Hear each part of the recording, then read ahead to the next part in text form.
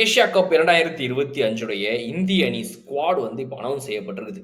Asia கப்ல India விளையாடுமா விளையாடாதா?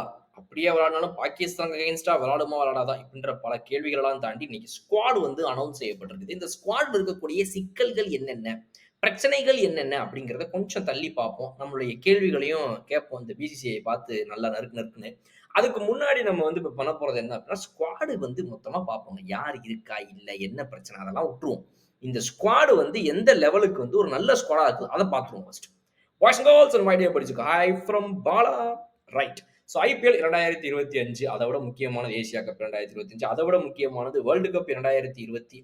S T20 world cup 2026. அது போறதுக்கு ஒரு முக்கியமான ஒரு மைல்கல் தான் வந்து இந்த டோர்னமெண்ட். இதுல நம்ம எப்படி பெர்ஃபார்ம் பண்றோம்ன்றத வச்சு ஓகே நம்ம எந்த அளவுக்கு T20 ஃபார்மட்ல இப்போ ரெடியா இருக்கோம்னு பார்த்துக்கலாம் அப்படின்ற ஒரு ஐடியா நமக்கு கிடைக்கிறதுக்கு ஒரு ஒரு இடமா இது இருக்கும் இல்லையா? அப்படிப்பட்ட இடத்துல இந்த ஸ்குவாட் என்ன மாரி இருக்குது?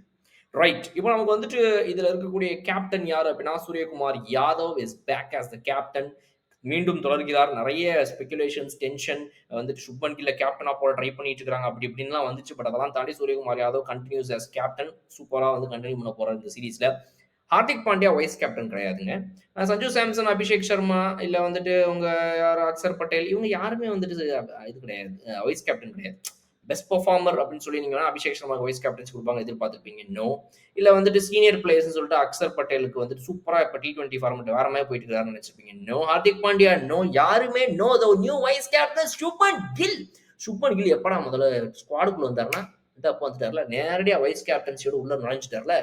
ரைட். சுப்மன் கில்லுடைய இன்க்ளூஷன் ஒரு பெரிய கேள்வி எழுப்பியிருக்கு. அதை வந்து நம்ம தனி வீடியோல பார்க்க போறோம். இந்த வீடியோல இருக்கக்கூடிய நம்ம முக்கியமான விஷயம் வந்து ஸ்குவாட் ஓவராலா எப்படி இருக்குது? பிளஸ் சில பிரச்சனைகள், சில கேள்விகள் பிசிசிஐ அவ்வளவுதான். அதுல வந்து இந்த ஸ்குவாட பொறுத்தவரைக்கும் சூரியகுமார் யாதவுடைய கேப்டன்சி, சுப்மன் கில்லுடைய வைஸ் கேப்டன்சி அப்படிங்கிறதெல்லாம் தாண்டி ஸ்குவாட்ல இருக்கக்கூடிய பேட்டர்ஸ்னு பார்த்தீங்கன்னா, அபிஷேக் சர்மா இருக்கிறாங்க, சஞ்சு சாம்சன் இருக்காங்க, திலக் வர்மா இருக்கிறாரு, டூபே, ரிங்கு சிங், ஜிதேஷ் சர்மா இப்படி சொல்லி ஒரு ஒரு மிகப்பெரிய பேட்டிங் லைன் அப் இருக்குது. இதை தாண்டி பார்த்தீங்க அப்படின்னா வந்துட்டு ஆல்ரவுண்டர்ஸ்ல உங்களுக்கு ஹார்திக் பாண்டியா இருக்கிறாரு, அக்சர் பட்டேல் இருக்கிறாரு, ஸ்பின்னர்ஸ்ல வந்து வருண் சக்கரவர்த்தி, குல்தீப் யாதவ், ஃபாஸ்ட் பவுலர்ஸ்ல வந்து நம்ம ஹர்ஷ்தீப் சிங், ஹர்ஷித் ராணா அண்ட் ஜஸ்பிரிட் பும்ரான்னு சொல்லி ஒரு மிகப்பெரிய ஸ்குவாட் இது. ஸோ இந்த 15 மெம்பர் ஸ்குவாட்ல வந்து இப்போ பேட்டிங் அப்படின்னு நீங்க எடுத்து பார்த்துக்கிட்டீங்கன்னா உங்களுக்கு வந்து ஆப்ஷன்ஸ் நிறைய இருக்குது. நீங்க ஓப்பனர்ஸ்ல வந்துட்டு அபிஷேக் சர்மா, சுப்மன் கில் அண்ட் சஞ்சு சாம்சன் 3 பேர் நீங்க எப்படி வேணா ஓப்பனிங் இறக்கிக்கலாம். இதுல ஒருத்தங்க நீங்க ஒன் டவுன்ல கொண்டு போகலாம். நம்ம சுப்மன் கில்ல ஒன் டவுன்ல ஏற்கனவே திலக் வர்மா இருக்கிறாரு. ஸோ திலக் வர்மா, சுப்மன் கில் 2 ஆப்ஷன் நமக்கு. அப்புறம் நீங்க சூரியகுமார் யாதவ் இருக்கிறார் நம்பர் 4ல. இந்த லைன் அப் நீங்க வந்து யாரை வேணா எப்படி வேணா நீங்க மாத்திக்கலாம். முக்கியமா வந்துட்டு நம்பர் 4ல வந்துட்டு சூரியகுமார் யாதவ் வந்து 3க்கு போலாம். சுப்மன் கில் வந்து ஓப்பனிங்ல இறங்கும்போது தேவைப்பட்டா திலக் வர்மாவை 4ல கொண்டு வந்துக்கலாம். ஸோ இந்த 3 அண்ட் 4 வந்து நல்லா மாத்திக்கலாம். நீங்க நிறைய ஆப்ஷன்ஸ் இருக்கு. ஸோ இப்படி 1 2 3 4 இருக்குதா 5 அதை விட அதிக ஆப்ஷன்ஸ். சிவம் தூபே இருக்கிறாரு 5ல ஆடுறதுக்கு, ரிங்கு சிங் இருக்கிறாரு 5ல ஆடுறதுக்கு. ஏன் நம்ம ஹார்திக் பாண்டியாவை நீங்க 5ல ஆடலாம், அக்சர் பட்டேல 5ல ஆடலாம், இல்ல வந்துட்டு நீங்க ஜிதேஷ் சர்மாவை 5ல ஆடலாம். இந்த 5 பேர் இருக்கிறாங்க. இவங்க 5 பேரையும் நீங்க மாத்தி மாத்தி 5, 6, 7, 8ன்னு 4 பொசிஷன்ஸ்ல நீங்க மாத்தி மாத்தி யூஸ் பண்ணிக்கலாம். அக்சர் பட்டேல், ஹார்திக் பாண்டியா, சிவம் தூபே, ரிங்கு சிங் அண்ட் நம்ம ஜிதேஷ் சர்மா. ஸோ இந்த 5 பேர் சேர்ந்து நீங்க 4 ஸ்லாட்ஸை வந்து சூப்பரா விளையாட முடியும். இதுதான் வந்து இவங்க 4 பேர் நம்ம கொடுக்கக்கூடிய ஒரு சூப்பரான ஒரு மேட்ரு. ஓகே. ஸோ இவங்கள அடுத்து நீங்க பார்த்தீங்க அப்படின்னா, வருண் சக்கரவர்த்தி அண்ட் குல்தீப் யாதவ்ன்ற 2 ஸ்பின்னர்ஸ் இருக்கிறாங்க. இவங்களை அடுத்து ஃபாஸ்ட் பவுலர்ஸ்ல வந்துட்டு உங்களுக்கு 3 பேர் ஆப்ஷன்ஸ் இருக்கிறாங்க. ஸோ நீங்க 2 பேரை பிளேயிங் 11 வச்சீங்கன்னா கூட ஒருத்தங்க பேக்கப்ல இருப்பாங்க. இந்த ஸ்பின்னர்ஸை பொறுத்த வரைக்கும் நீங்க ஒருத்தங்க விளாட போறீங்க, 2 பேர் விளாட போறீங்களான்றது அகைன் டிபேட். அது வந்து எப்படி போக போகுது.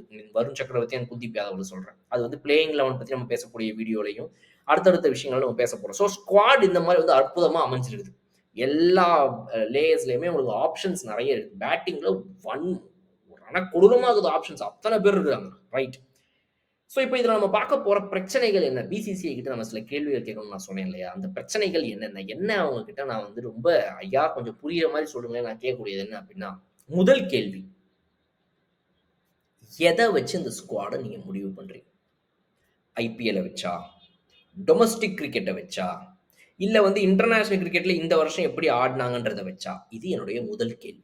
ஏன்னா, இதுல நீங்க எடுக்கிற நெறைய பிளேயர்ஸ், எடுக்காம விட்ட நெறைய பிளேயர்ஸ் இதுலயும் இருக்கிறாங்க, அதுலயும் இருக்கிறாங்க. அப்ப எப்படி? சுப்மன் கில் எதுக்கு உள்ள கொண்டு வந்தீங்க? சுப்மன் கில்ல உள்ள கொண்டு வருவதற்கான காரணம் என்ன? ஐபிஎல்ல நல்லா விளையாடினார்னா, இல்ல 2024ல நல்லா இன்டர்நேஷனல் கிரிக்கெட்ல T20ல விளையாடினார்னா? இத வந்து கொஞ்சம் தெளிவுபடுத்துங்க. ஏன் வந்து அப்ப இவங்கள 25 இதுவரைக்கும் விளையாடல இத்தன நாளா? இது என்னுடைய அடுத்த 3வது கேள்வி. இந்த 3வது கேள்வி தான் ரொம்ப முக்கியமான கேள்வி. நான் ஃபர்ஸ்ட்டு கேட்ட எத வச்சு எடுக்குறீங்க அப்படிங்கிறத விட, இந்த 3வது முக்கியமான கேள்வி தான். இந்த ஸ்குவாட என்ன பேசிஸ்ல நீங்க எடுக்க முடுறீங்க? அதாவது என்ன என்ன மாரி கொண்டு வர ட்ரை பண்றீங்க? வெறும் யங் பிளேயர்ஸா? இல்ல சீனியர் பிளேயர்ஸா? இல்ல யங் அண்ட் சீனியர் பிளேயர்ஸ் சேர்ந்ததா? இது என்னுடைய ரொம்ப முக்கியமான கேள்வி. ஏசியா கப்புக்கு, T20 வேர்ல்ட் கப்புக்கு ஒரு மாதிரி நான் ஸ்குவாட முடிவு பண்ணுவேன். அது இல்லாம நீங்க கேலண்டர் இயர் ஃபுல்லா விளையாடக்கூடிய மத்த சீரிஸ்க்குலாம் நான் வேற மாரி T20 ஸ்குவாட முடிவு பண்ணுவேன்னா, அது ஏன்? அப்ப அபிஷேக் சர்மா, சஞ்சு சாம்சன்லாம் இத்தன நாளா வந்து அவங்கள ஓப்பனர்ஸ்ன்னு ஆசை காட்டி, ஒன் டவுன்ல திலக் வர்மாவ ஆசை காட்டி கொண்டு வந்துட்டு, இன்னைக்கு நீங்க திடீர்னு சுப்மன் கில்ல ஒருத்தவங்கள உள்ள கொண்டு வரீங்கன்னா, இது எல்லாமே மொத்தமா பாதிக்குது. அது எப்படி பாதிக்குதுங்கிறத நான் ஏற்கனவே சொன்ன மாரி பிளேயிங் 11ல ஒரு நல்ல டைட்டிலே யோசிச்சு வச்சிருக்கிறேன். Gill inclusion, playing 11 confusion, full tension. இந்த மாதிரி ஒரு பிளேயிங் 11 வந்துட்டு குழப்பத்துக்கான காரணம் இந்த ஒரு பேர உள்ள கொண்டு வந்தது. நான் ஏற்கனவே சொன்னேன். அடுத்த வீடியோல நம்ம அத பார்ப்போம். ஸோ என்னோட கேள்வி நம்பர் 1 என்ன அடிப்படையில் நீங்க முடிவு பண்றீங்க? ஐபிஎல்லா, T20யா இதுவா, அதுவா? 2வது சுப்மன் கில் எதுக்கு உள்ள வந்தார்? அது ஒரு தனி கேள்வி. 3வது நம்மளுடைய பிளேயர்ஸ் எல்லாரையுமே வந்து நீங்க சீனியர்ஸாவே வச்சுக்க முடிவு பண்றீங்களா? ஜூனியர்ஸா வச்சுக்க முடிவு பண்றீங்களா? இல்ல மிக்ஸ் பண்ணி வைக்கணும் முடிவு பண்றீங்களா? இத எப்பலாம் ஃபாலோ பண்ணுவீங்க? எப்பலாம் ஃபாலோ பண்ண மாட்டீங்க? ஏன்னா, இப்போ ஒரு பிசிசிஐன்னு சொல்லி இவங்க பாட்டுக்கு வந்து, "நீ விளையாடுறா தம்பி, நீ விளையாடுறா, அடிச்சு நவுத்துறா" அப்படின்ட்டு கூட்டு வந்து உட்கார வச்சு விளையாட விட்டு, அதுக்கப்புறம் அப்படியே படுத்திடுறாய்ங்க. காணாம போயிடுறாங்க. "தம்பி, நீ இப்ப இந்த டோர்னமென்ட்க்கு நீ வேணாம். அப்ப வருஷம் முழுக்க நான் என்ன பைத்தியக்காரனா? நான் விளையாடினதுக்கு?" அப்படின்னு ஒரு பிளேயர் கேட்க தோணுமா? தோணாதா? அந்த மாரி பிசிசிஐ ஒரு கிளாரிட்டி இல்லாம இருக்குதா? இல்ல சிட்யூவேஷனுக்கு ஏத்த மாரி வந்து பச்சோந்தி மாரி மாறிக்குதா? தன்னுடைய உருவத்தையே மாத்திக்குதா? நான் திடீர்னு இப்படி இருப்பேன், நான் திடீர்னு இப்படி இருப்பேன் அப்படின்னு ஏன் ஒரு ஒரு இதுவா விளையாடுங்க. ஒரு ஃபார்மேட்டுக்கு இப்படி தான்ப்பா நான் விளையாட போறேன் அப்படின்றத சொல்லணும். அடுத்து வொர்க் லோட் மேனேஜ்மென்ட் எப்படி மேனேஜ் பண்ண போறீங்க? இந்த மாரி நெறைய கேள்விகள் இருக்குது. இது எல்லாத்துக்குமே கொஞ்சம் தயவு செய்து பதில் சொல்லுங்க. ஜஸ்பிரித் பும்ரா உள்ள கொண்டு வந்துட்டீங்க. கேட்டா வெஸ்ட் இண்டீஸ் டூர் ஆட மாட்டாருன்றீங்க. இது என்ன கதைன்னு எனக்கு புரியல. அந்த டூர்ல ஒரு மேட்ச் ஆட மாட்டாராமா அவரு. இந்த இதுல ஒரு வேள விளையாடலாம். அந்த மாரி நியூஸ்லாம் வந்துச்சு பார்த்திருப்பீங்கன்னு நெனைக்கிறேன். அதனால இந்த மாரி நெறைய விஷயங்கள் இருக்குது. பட் ஸ்குவாட் ஓவராலா பார்க்கறதுக்கு ஒரு நல்ல ஸ்குவாட் தான். சூப்பரான ஸ்குவாட் தான். டேலண்டட் பிளேயர்ஸ் தான். பட் அது என்ன பேசிஸ், என்ன விஷயங்கள்ன்ற கன்ஃப்யூஷன் இருக்குது. பார்ப்போம். தொடர்ந்து நெறைய விஷயங்கள இத பத்தி நம்ம பேச போறோம் அடுத்தடுத்த வீடியோக்கள்ல. உங்களுடைய கருத்துக்கள் என்னன்றத கமெண்ட் செக்ஷன்ல சொல்லுங்க. இன்னும் சூப்பரான வீடியோல நான் உங்கள வந்து பார்க்குறேன். அதுவரை விடைபெறுவது உங்கள் பலம். Okay bye.